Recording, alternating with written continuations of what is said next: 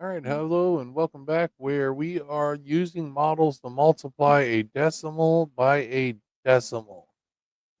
I know this can be a little bit tricky, but we're actually going to use a model to do this before we do it mathematically.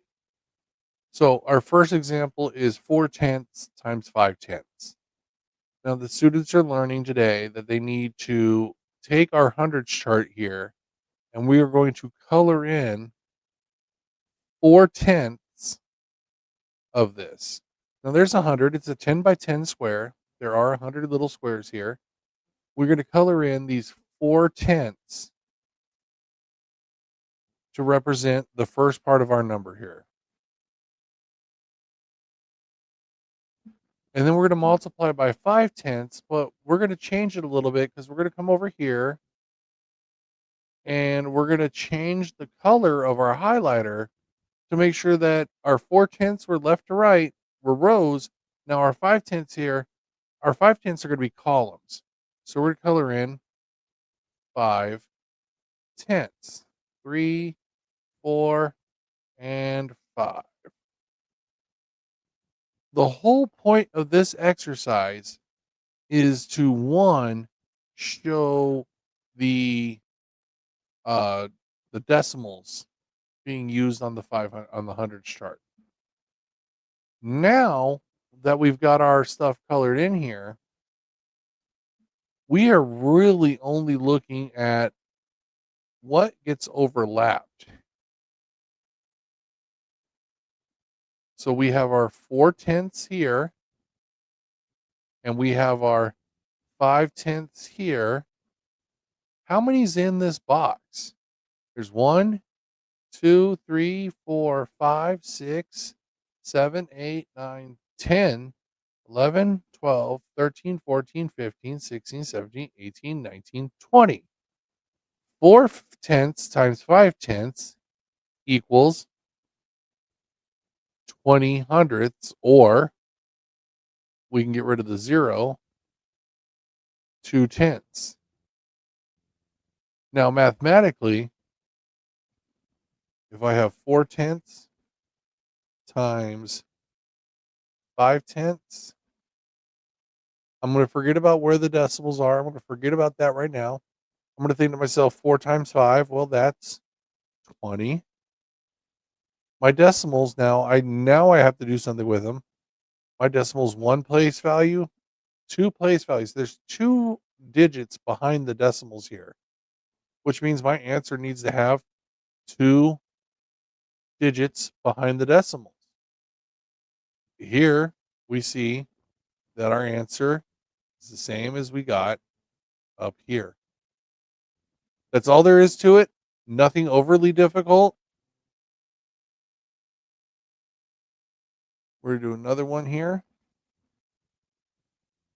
3 tenths times 7 tenths. Once again, we're going to go back. We're going to grab our highlighter. We're going to make sure we're grabbing some highlighter colors that work. So we got 3 tenths. There's 1, 2, 3 tenths. We're going to pick a different highlighter color here for our 7 tenths. 1, 2, 3, 4, 5, 6, 7 tenths. Once again, we're just really going to focus on what is overlapped right here. Now I can go in and count them, but I know that 3 times 7 is 21. And since it's 21 hundredths, I know where my decimal belongs. I'm going to do the same thing we did over here. 3 tenths. Oh, that is the world's worst decimal. Times 7 tenths. 3 times, we're to forget that the decimals even exist right now. 3 times 7, 21. I have 2 digits after the decimals. That means I need to have 2 digits after the decimal in my answer. Easy as pie.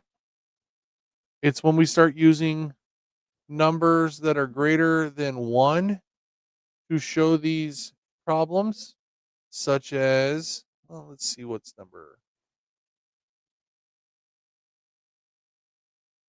either one, doesn't matter. Grab our highlighter. Now, the only difference in this one is I want to do our decimal number here, 5/10. I want that one to be my horizontal. So I'm going to actually do this across both of these. 3, 4, and 5.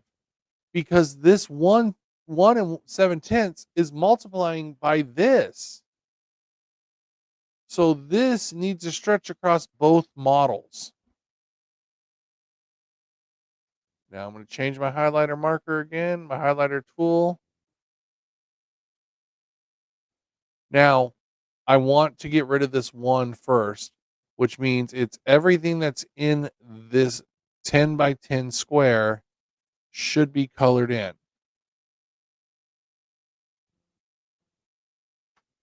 Try this again.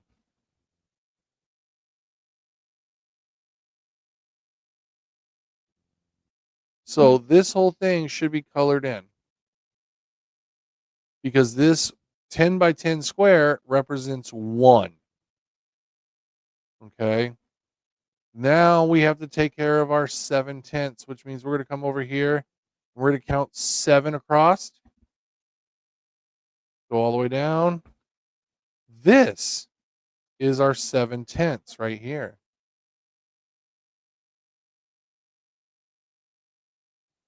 Our answer is now contained within this rectangle.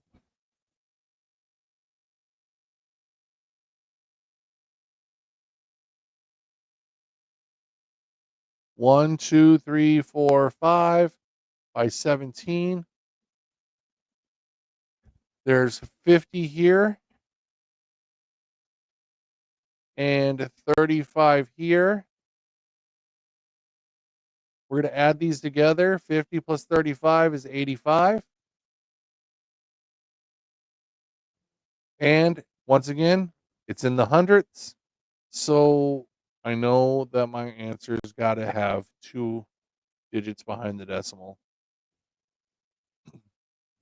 We could break it down easy like this. We could go in here and count all these, but we don't have time for that. We do not have time for this. The kids just really need to understand what this model looks like because they might see a model that looks like this, but with no numbers. And it's going to ask them, what does this model represent? We can do this mathematically as well.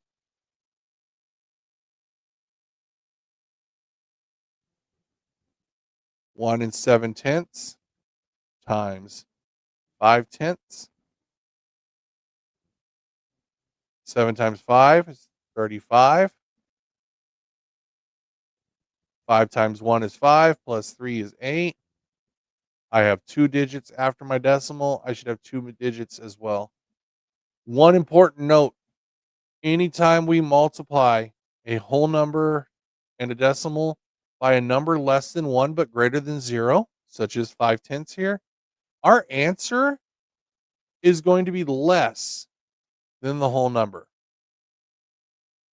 I would rather have $1.70 than 85 cents. If we go and look at our other problems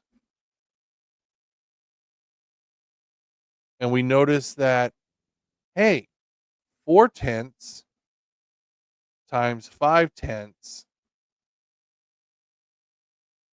equals 20 hundredths. These are two numbers that are less than 1 but greater than 0.